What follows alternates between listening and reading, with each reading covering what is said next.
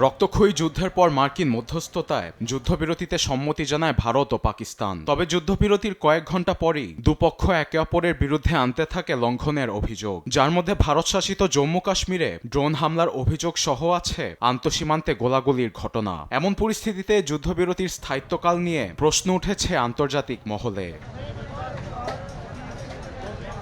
নাম না প্রকাশ করার শর্তে দ্য ওয়াশিংটন পোস্টকে এক মার্কিন উচ্চপদস্থ কর্মকর্তা জানান, এ যুদ্ধবিরতির জন্য যুক্তরাষ্ট্র অনেক শ্রম ঢেলেছে। এশিয়া মহাদেশে এ যুদ্ধের ভয়াবহতা ও আর্থিক ক্ষয়ক্ষতির কথা বুঝতে পেরে মধ্যস্থতার সিদ্ধান্ত নেয় মার্কিন প্রশাসন। শুক্রবার ভারতের প্রধানমন্ত্রী মোদির সঙ্গে দীর্ঘ ফোনালাপ হয় মার্কিন ভাইস প্রেসিডেন্ট জে.ডি. ভান্সের।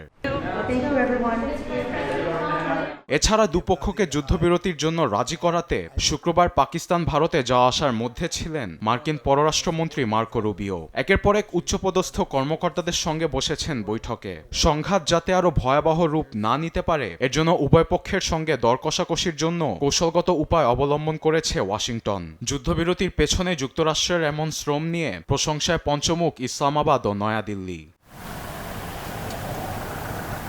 বিশ্বে চলমান গাজা ইসরায়েল যুদ্ধ, রুশ ইউক্রেন যুদ্ধের পর ভারত পাকিস্তান যুদ্ধ যুক্তরাষ্ট্রের জন্য আরও ক্ষতি বয়ে আনবে বলে মনে করেন প্রতিরক্ষা বিশেষজ্ঞরা। দুদেশের সংঘাত ঠেকাতে